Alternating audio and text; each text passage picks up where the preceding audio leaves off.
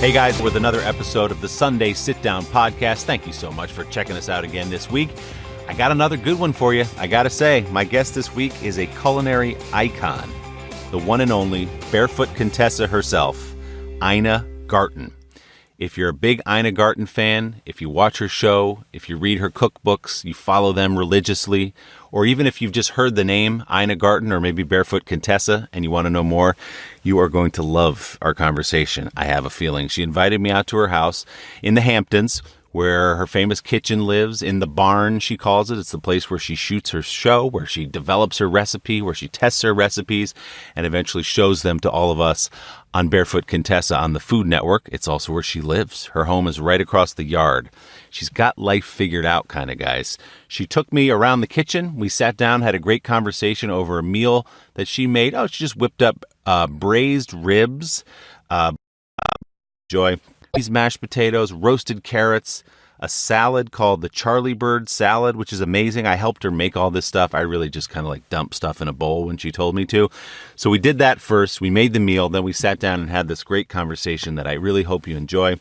We get into her life story, which is kind of incredible. Did you know that in the 70s, she worked in both the Ford and Carter administrations, making nuclear energy policy, talking about budgets and all kinds of things. But her passion, her love was food. So she gave up that job, that life, to buy this little shop called the Barefoot Contessa, which was in West Hampton, New York, brought her from Washington up to the Hamptons. She's just a wonderful, wonderful person, really fun to talk to. You're going to get her full story. Her new cookbook is called Cook Like a Pro. Yes, she talks about Jeffrey. No, he wasn't there. I know everybody's wondering. And after we finished our conversation, not to make you more jealous, she took me for a ride in her Mini Cooper. Dropped the top on a nice fall day and just, sometimes I love my job, and I hope you love this conversation with the great Ina Garten. So just something I whipped up in the few minutes before you got here? Just a little light lunch with Ina Garten. You know, this is the fantasy of millions of people around the world, sitting having lunch with Ina, home-cooked meal. Cheers. Cheers. Thank you. So where should we start? With our salad? Well, I think we should start with the salad that you made. You're nice to say that I made it. Well, I gave a little direction, I was we did merely it together. an assistant. It looks beautiful. May I serve you? Thank you. Perfect. There you go. Oh, how great. See how I love all the textures and the flavors and the colors. And it's just great. So do you know Charlie Bird, the creator of the salad? I don't know him. I know his restaurant, though. It's wonderful. It's a great little spot Just wonderful. downtown. All right. Let's see how we did. Okay, see how we did.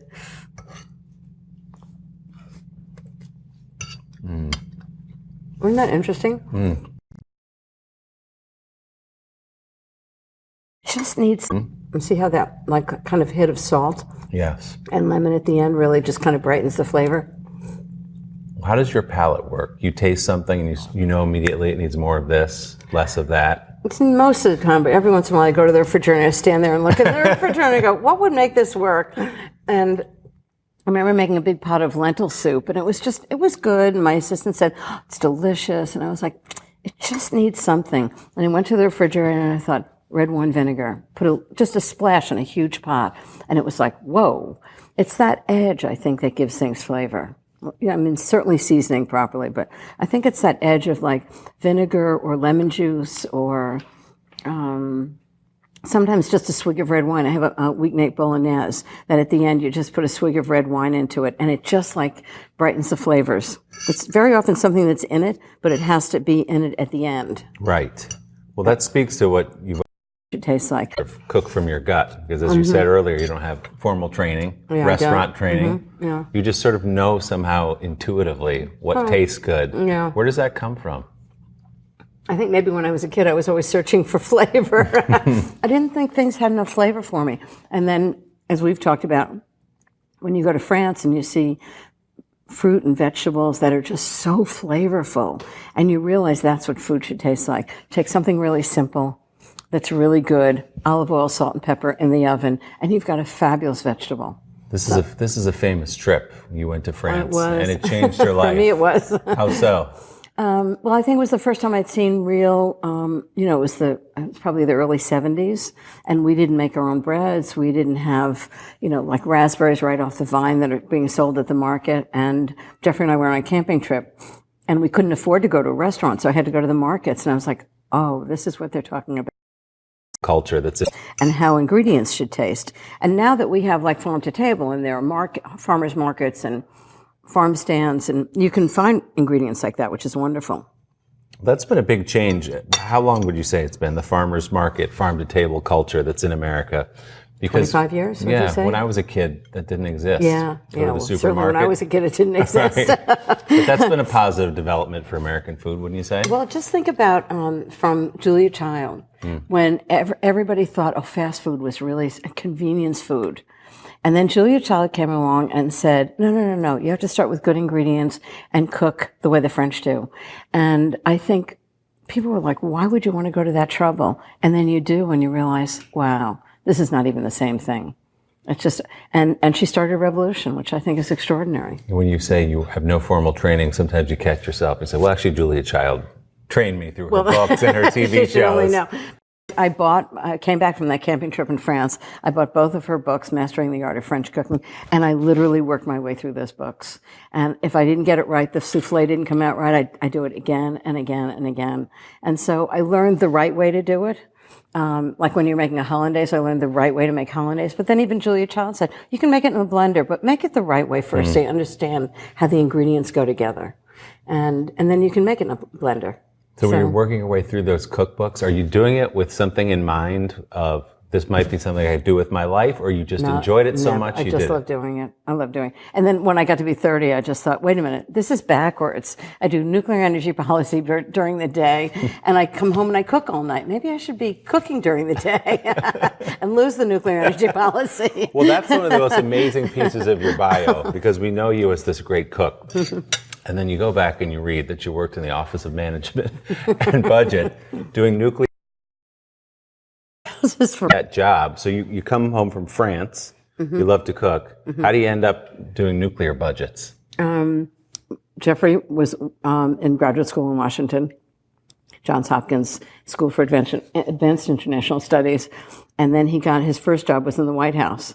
And I was working at NASD, like the NASDAQ, investigating brokerage houses for fraud. I don't know what I was doing there, but anyway, I did that for a while, and I thought I've got to have a more interesting job. And he knew somebody was at OMB was looking for somebody. I applied for the job and got it. So it was good connections. Did you enjoy the job? I did. Yeah. I really loved it because I worked for Ford and Carter, and you felt enormous weight of that what you're doing is going to the president.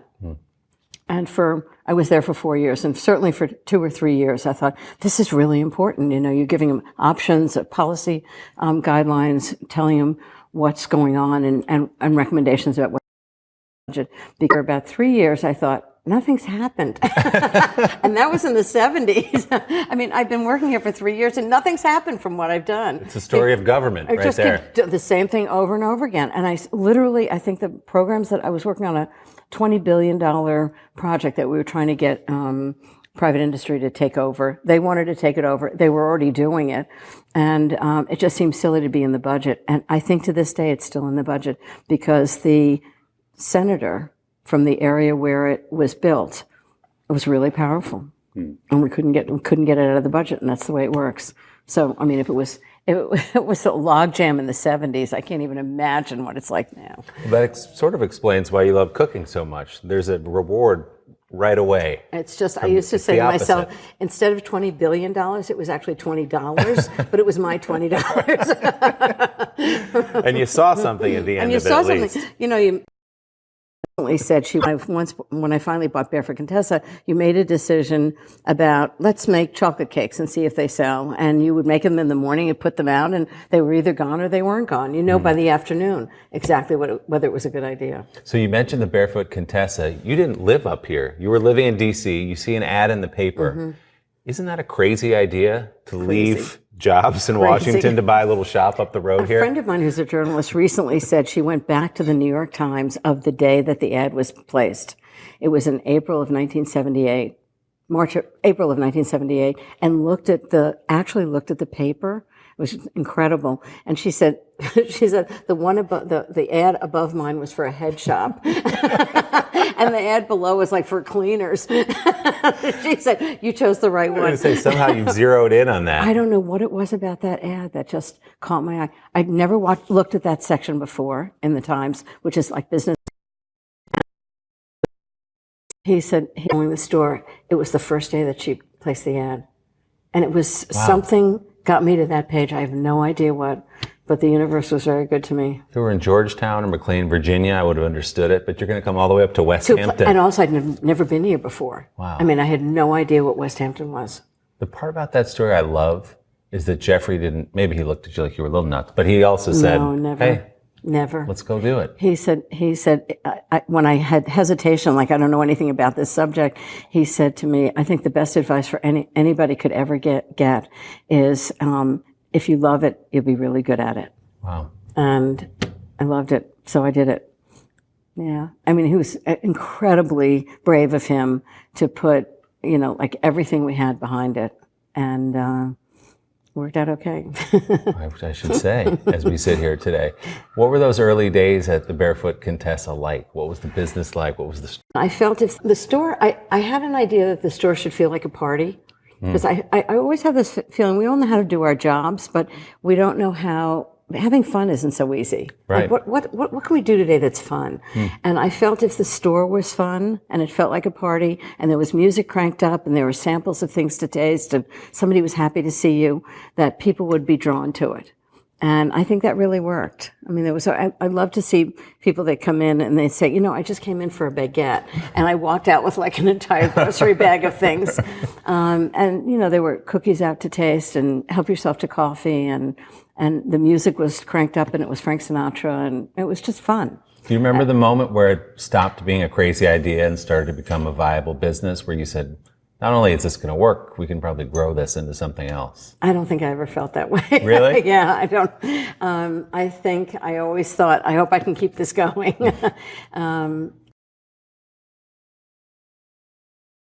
I just feel like if I do what I'm doing, what I have to do today, as well as I can possibly do it, then tomorrow I'll grow that idea and the next day. But I have a very short-term horizon. It's just who I am. I don't say, boy, just think if I could have 100 stores like this. I just think if I can just get through today and do a good job, I'll be okay. You're living day to day. Living day to day. And I also try never to do things for money. I make good business decisions, but I don't do things because of the money. I do things because I think people would really love that chocolate cake. And if they really love that chocolate cake, we'll make enough money to cover the cost of the chocolate cake. So I feel like if you do a really good job, the money will follow. Just don't worry about the money. If you do things for the money, it never works out. We hear so much about brand. Everyone has to have a brand. And you've got to have your name on things in different stores, whether it's cookware or recipes or whatever it is. You don't strike me as someone who thinks about your... I think about what's true for me. And I think a lot of people, particularly young people, they go, I want to have a brand. I want to have a brand. You don't have a brand. You do something really well. You become known for it. A brand is like a set of emotions about something. You have good feelings about it. If you do something really well that's really important to you, then I think one day you wake up and you realize, I kind of have a brand because I've kept it narrow. A lot of people try and pull you off your game. Well, you should be doing this and you should be opening restaurants. And how about, I have somebody say they wanted me to endorse their fertilizer. I was like, why would I want to do that? So I just like to stay totally true to myself. What interests me, I'm the customer. And then one day you find you have a brand. But I don't think people set out successfully to have a brand. Does that sound right? Yeah, I know. It makes total sense. Is it ever hard not to say yes? And once in a while, a store comes to you and says, we want a line of pots and pans with your name on it, or things like that, and we'll give you however much money it is. Is that ever hard to say no? Never. Really? I'm really good at saying no.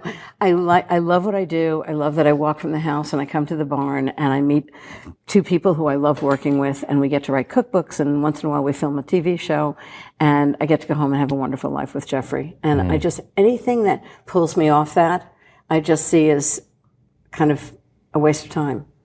Well, it's such a good example too, which is that you sort of strip it down and keep it simple. Yeah, keep it do what simple. you do really well. And do it really well. I Right. think if you get spread out too thin, you don't end up doing any of it well.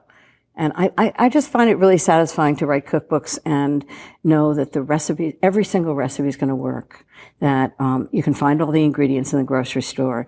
And when people serve the food to their friends and their family, everybody goes, "You made this yourself?" I mean, that to me is just, it's nice. It's nice also teaching people how to cook. If you cook, everybody shows up, which creates a community for people. And that's a wonderful thing to be able to do. So given how much you enjoy your life and you try to keep it simple, is it strange to you still that you're such a celebrity? I don't get it. You know that about me, right? I totally don't get it. I mean, it's nice. It's nice that I think people like my work, and that really pleases me. But I don't. So don't get it. You still surprise people yell at you on the street? Oh my God! I was home the other day, and a couple of young boys were screaming, "I know!" from across the fence. I was like, "Whoa, this is getting crazy." There's something I've told this story. And it's a moment I just loved. I was walking up Madison Avenue, and there was a woman in a big fur coat, and she was like, "Oh, darling, just love your cookbooks." And about a block later, a truck driver pulled over, and he goes, "Hey, babe, love your show." I know. That's what it is. Food is everything. It's everybody. It's older people, younger people. It's it's all economic stratus. It's everybody's interested in food, and if I can connect with those people and teach them a little bit so that they feel more confident as cooks, they're going to cook. People talk about you. Oh, I don't know if I want to hear this. In tones where they say, I'm talking about people I know, as a friend or a sister nice? or a mother, depending on who they are. Yeah. That sense of familiarity that your audience has That's with wonderful. you, that accessibility that you give them into your home and to your kitchen, is that intentional or is it just the who I way it am. is? It's just, I don't think I've ever, somebody recently actually wrote an article and said that they went back and looked at my first show and they were really surprised that I was exactly the same person then as I am 17 years later. So I think this is What made I'm not an actress, so I don't try to be anything else. And I think that comes across as being true, which it is, as opposed to somebody who's trying to get your attention. You know, I'm like there. If you want to watch, fine. If you don't, well, it's okay. They're watching. I don't know if you've noticed, but they're watching. Yeah, it's working for you. Thank you. We're talking about Cook Like a Pro, your cookbook. Your first cookbook, Yeah. self-funded. Yes. What made you take that leap? Well, my publisher gave me an advance, but it Right.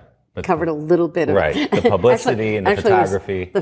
The first book I had an advance, but I had promised to buy 5,000 cookbooks of the books back to sell in my store. So actually, I was paying them to.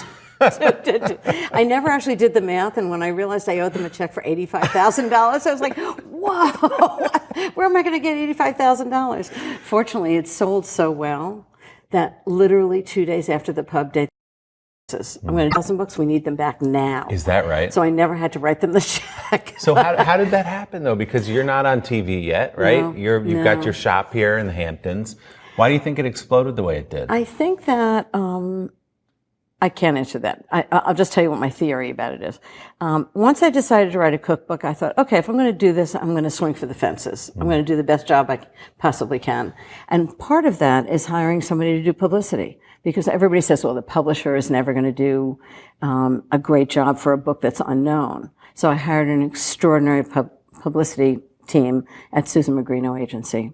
And they got me written up in every magazine, every newspaper, they just did an incredible job just getting the word out. Because you can write a great book if nobody knows about it. What's the point? Right. And I think the recipes were really simple. They were for roast carrots and roast chicken. I wasn't trying to prove that I knew how to make fancy food. Trying to show you how to make really good food that's home cooking. And my experience in especially food store where you come in, buy food and take it home, I think was really useful, as opposed to a fancy restaurant where they're teaching you how to make demi-glace and chop up things that they have 22 people in the kitchen to do. That's really what we have, roast carrots with orange. We have blue cheese grits, a great salad. We have short ribs, red wine braised short ribs. It's like good home cooking. And I think that connected with people. Should we try some of these? Yeah, absolutely. As you pointed to them, I said, my gosh. Help yourself to the... This is absolutely delicious. Thank you. Salad. Well, I mean, I thank you too. You had a lot to do with it. I'm always going to take credit for this. I hope you don't mind. So that's orange roasted carrots. So they're just basically gorgeous carrots that we've sliced and roasted, and then orange juice. Then we've added orange juice, orange zest, and and can I help you to blue cheese grits? Oh my goodness! I mean, who's going to say no to blue cheese grits? Oh, it's a little thicker. It's been sitting here while we were talking. There you go. But it'll still be really good. Thank you. How's that? Perfect. I'm going to send some carrots your way. Okay. Thank you. I love these carrots. Beautiful. But see what I mean? It's roast carrots. Everybody knows roast carrots, but these are really good roast carrots. Thank you. I could live on these. And we have oh my goodness. red wine braised short ribs, just for a nice light lunch. Wow. Are you ready for this? Can we take a nap after this? Yeah, is that okay? Exactly, right, always. Good. I hope you don't mind. I'll be in the guest room if you need me. So it's cooked with all kinds of, but it's, carrots and celery and red wine and Guinness and Burgundy. There's Guinness in there. There's Guinness in it, wow. Yeah. Thank you very much. Is that enough for lunch? It's really just, you can skip dinner tonight. I was going to say, I don't need dinner, that's for sure. Now, so this recipe feels inspired, or at least has its roots in your Julia Child days, right? It does. But, it's really easy. What I do is I roast the short ribs and then make a whole pot of vegetables and red wine and Guinness and then cook the short ribs in it. So it doesn't take a lot of time. Right. As opposed to a classic recipe where you would normally braise it for hours and hours on top of the stove. I like to put something in the oven, set a timer, forget about it. And so do we at home, by the way. If you tell me I have to braise it for hours, it sort of scares me off. And forget who has time? Not even vaguely interested. So I hope it's good. It looks wonderful. See, I'm a nervous cook. That's people don't know. Are you really? The two things they don't know is I'm a nervous cook and I'm a really messy cook. Everybody thinks it's always so perfect here. You didn't seem. Jeffrey always says measuring it out. Getting the point. I mean, you got messier as we went. I will say. Yeah, we did. You say you're a nervous cook, really? After all these years, all your success, really? I think it makes me work harder. It's good to live in a little fear of failure, maybe, right? I'm always actually pushing the envelope for myself. Is it good? Oh, good. So glad. Perfect. Which is perfect. I always like to push it a little bit so I'm working scared. Jeffrey always says, if I know how to do it on day one, I'm going to be bored on day two. so that's my modus operandi. So when you have people over for dinner, you cook in the kitchen, you put it out. Are you you're hoping everybody loves it? I hope. At this point, I don't think anybody's sending back your food. Well, it's funny. I think sometimes when I think it's 95%, I'm like devastated. But I'm not sure that most people would notice the difference. You focus on the 5% that wasn't there? Right. Exactly. Dartmouth and my... Absolutely. The minute you stop doing that, you're done. Yeah. So Jeffrey obviously is a star of the show. He's in the cookbooks. Coming up on your 50th anniversary. Congratulations. Yes, thank you. Amazing. It sounds like something your grandparents would do, not you. It's impressive, I have to say. So you met when you were 15 years old, is that right? Mm-hmm. And do you remember the meeting? Oh, yeah. Yeah. He went to Dartmouth, and my brother went to Dartmouth, and my parents and I went to visit my brother. And I was walking around the campus, and he happened to be in the library with his roommate, and he said to his roommate, now remember, Dartmouth was all men, and I was probably the only girl on campus. So he said, who's that girl? And his roommate said, I happen to know who she is because she belongs to my tennis club at home. Oh my gosh. Isn't that amazing? That's and incredible. I had a date with him that night. So after the date, Jeffrey said to his roommate, are you interested? He said, oh no, I've known her since.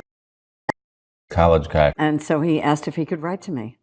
And he wrote me a letter on, remember when people wrote letters? Sure, yes. And I remember running through the house, he sent me a photograph. And I remember saying, Mom, this guy's adorable. And he literally showed up 6 months later. Wow. When he was going home from school for vacation. And so I think it's amazing that he remembered 6 months later to stop by.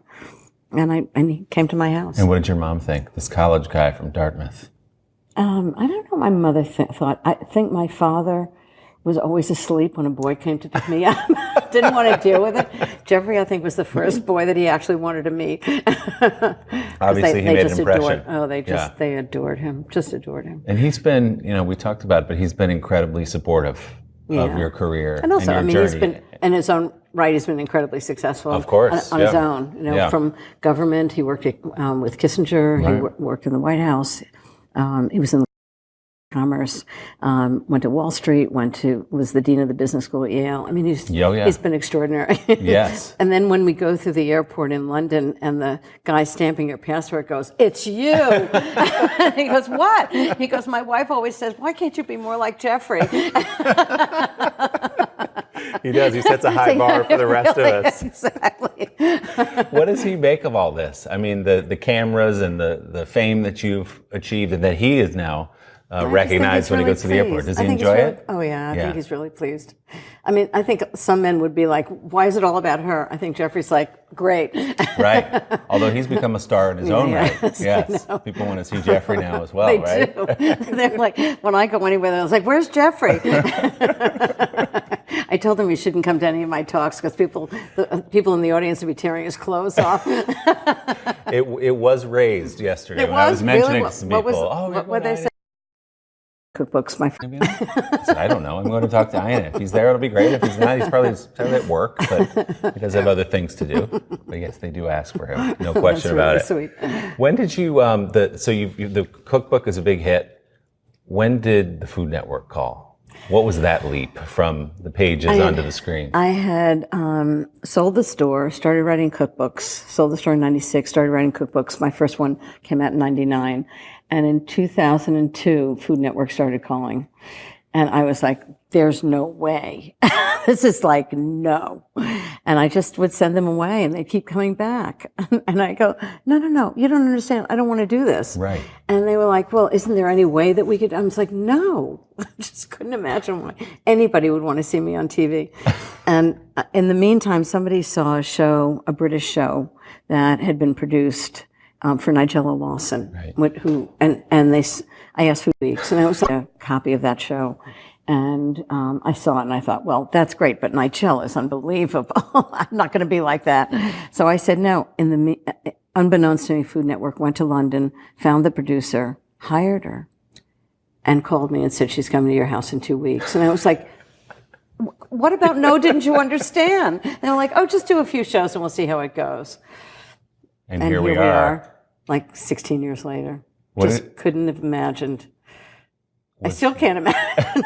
I still don't get it. Was it strange in those early days, having the cameras everywhere and having to perform to camera and do the thing you did, but do it for a TV audience? I've always found it. I remember after we did one show, my director sent the film back to London to edit it and show me what it looked like.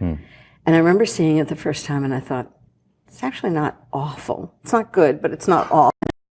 Watching yourself. How much better it's going to be when I know what I'm doing. And she said, not necessarily. She said that nervous energy of not knowing quite what you're doing is really good on film. And the good news or the bad news, I'm not sure which, is I'm still nervous in front of a camera. so that nervous energy seems to work. I don't know. I just show up. You really just, for film, you just have to show up. Yeah. And you don't love watching yourself on TV? Oh, I never watch myself on TV. Never? Never. Ever. You never flip past it on TV and catch yourself? No. I did once or twice. I was like, whoa. Just keep going. Check it out sometime. Very good show. I think you'd really enjoy it. She's excellent. We interviewed Bobby Flay at his house not far from here a few months ago. He's great. And he said... Does he ever watch his shows? Well, he doesn't like watching his shows. Yeah. But he said when he would watch just to see. And he said he watches it now. And he said, how did they put me on TV? Or how did they give me a second season? I'm looking all over the place. I don't know what I'm doing. And here he is. I mean, I think he's been on longer than I have. Am I right? Yeah, he was the original. He kind of helped them launch the Food Network. Yeah. So when we interviewed him, he said his thing is big, bold flavors. So if I asked you what your thing is, what would you say? My thing is something that you already like roast carrots but it's better than you think it is. It's just take something. I always admire somebody who makes a better potato chip. So, I mean, everybody likes potato chips, but let's make something that's really good. Right. And I think each of these dishes is exactly that. It's something you know what it is, but I've like turned up the volume. So it's incredibly delicious. And that's the cook like a pro philosophy, right? That's a good, and That's a good illustration. a lot of detail so that you can do that. And I think that's what Cook Like a Pro is. It's the tools to do a really good job, so you're confident, and the dish turns out better than you could have expected. Well, I will say this is... What else would you want? Turned out better than I could have expected. Oh, good. I love all of it. I'm really into the blue cheese grits. Aren't the blue cheese grits good? Oh, what a good touch on grits. Amazing. Thank you. That's a good illustration of what you're talking about. I already love the grits. Yeah. Never thought to put But the blue cheese really elevates the flavor. Totally. Oh, good. Oh, good. That's excellent. I did it? You did it. I think you always do it, though. Don't you? I'd be surprised if you didn't do it. One of the other things people say about you, Ina, is that you are sort of a feminist icon to a lot of women. Really? That's nice. And I think you've talked about it a little bit, that you came up in a time when women didn't have options. Didn't have choices. Yeah. And I think they look at you Has it changed a lot? There's a moment when, but it hasn't changed as much as we would like. But I think what they say about you is that the value that you give yourself, a lot of it comes from your livelihood and what you do, and that you invest a lot in your job. And, I believe in what I'm doing. Yeah. You know, I think there was a moment when I was at OMB, and I remember looking at the head of OMB and thinking to myself, could I ever be that person? Could I ever? And I just didn't see it happening. I don't know whether I couldn't. I mean, now I know it's a political appointee, so that's a whole other story, but I just couldn't see myself being asked to be the head of a company. And I thought, okay, I'm just going to do it my way. And I'll just go off and do it on my track, on my terms. And I think the thing that, rather than being out there politically looking for change, I just thought the best thing I could be is a role model for people that are doing it on their own terms. And it's really worked for me. I'm really happy I did. Do you see yourself? I love them. Well, if a feminist means I believe in women, yes. Yeah, I do. So are you aware, Ina, of your folk hero status on the internet, on social media? There are all these memes about you. Really? And as you may know, you say store-bought is fine. Here's one that reads, if you don't have time to travel to Madagascar to pick your own vanilla beans, store-bought is fine. I love them. I remember one where two kids had done this thing where one was me and one was Jeffrey, and I sent him out to get lemons, and he came back with limes, and I put him in the basement, and he was like, no, not the basement, and I thought, how great. I mean, we're just having a ball. And you're on Instagram. Do you enjoy that? I do love it. I kind of resisted it. Right. And Lydie Hoyt works with me, and I asked her to come do social media with me. I needed a millennial to do it. And I said, I just don't have time for Instagram. And just put it on my desk. And I was on the phone playing around with it, and I thought, wow, this is fantastic. So, and it's literally the first thing I do every morning when I wake up, and the last thing when I go to bed. I love the visual aspect of it. In the beginning, I couldn't quite understand why I was posting things, and I realized that it's like a postcard from home. You're just sharing what you're doing. And I love that people connect with it. It's wonderful. And it lends itself well to food, too. And it does, those photographs, exactly. right? Well, I think of myself as kind of more than food. It's about entertaining. Right. So it's about flowers, it's about gardens, it's about food, it's about people that I'm doing things with. And I just think it's fun. It's really fun. You're famous for having music on when you cook? Oh, I do. I always have music on. Who's on the playlist right now? Well, Taylor Swift is always number one. I think my staff is really sick of it. And she loves you back, as we know. I just adore her. Particularly now. But we listen to everything. We listen to a list that's all kind of 60s music, which is really fun. We listen to, it can be anything. What are the big ones? Well, that, by the way, must be another of your... I have a Paris, dinner party in Paris playlist. Oh, do you? Which is really with Costs music. Do you know Costs? Sure. Costs is the hotel, and they have great mixed playlists. Okay.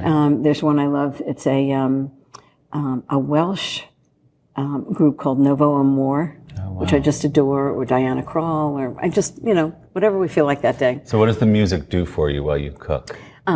Just gets me juiced up. Yeah, it's your pump-up music. Yeah, exactly. Right? Yeah. The Taylor Swift friendship must be another one of these pinch-me aspects of your career. I think there are a few people I admire more than Taylor. I think she's young and wise and incredible. She went, and talk about a brand. She's just doing what she loves to do, and she's writing music from her heart and singing, doing incredible performances, and talking to people. And when she's on the stage, I remember one time we went to see her at what's the Meadowlands? It's called MetLife Stadium, and she, in between songs, she went to the microphone and said to 65,000 young girls in the audience, we worry about what people say about us on the internet, but what we say about ourselves is so much worse. And, here I am, I'm not a teenager, and it just really, I thought, how did she get so wise at 20? She was, I think, 26 at the time, and she's so right.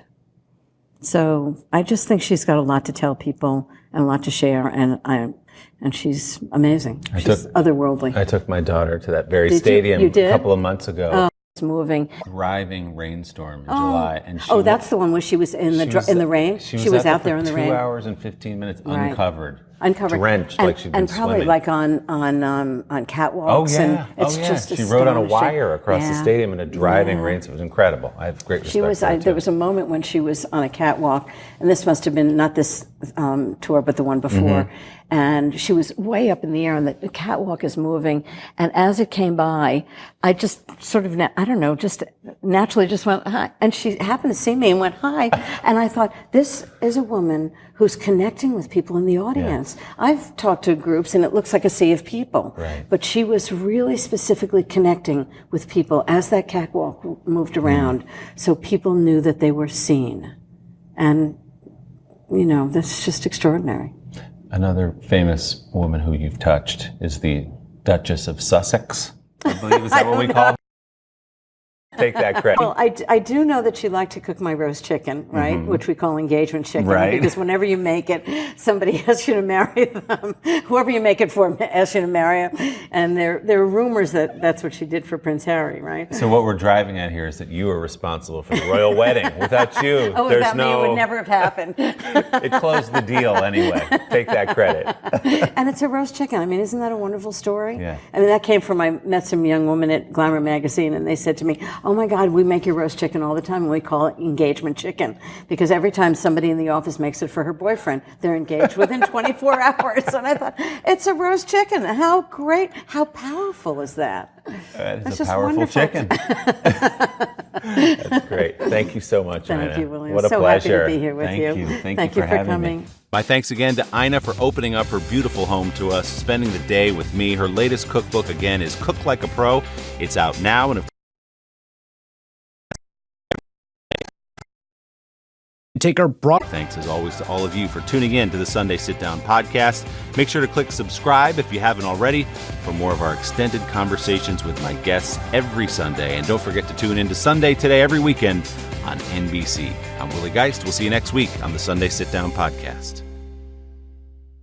Hey, it's Chris Hayes. Sometimes it's good to just take a step back from the day-to-day onslaught of news and take a broader look at the issues. That's what I'm doing each week on my podcast, Why Is This Happening? We're exploring topics ranging from school segregation to climate change.